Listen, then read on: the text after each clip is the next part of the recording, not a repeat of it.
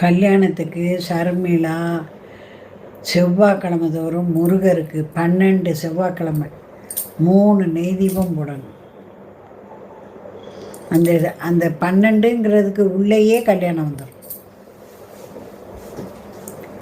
துர்க்கைக்கு 48 நாள் குங்கும அர்ச்சனை செய்யணும். சரிங்களா?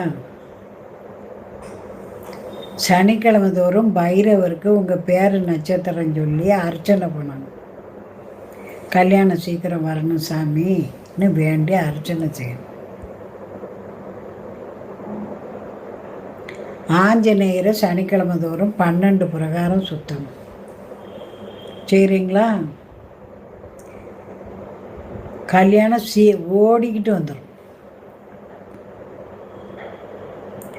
கல்யாணத்துக்கு சர்மிளா செவ்வாய்க்கிழமை தோறும்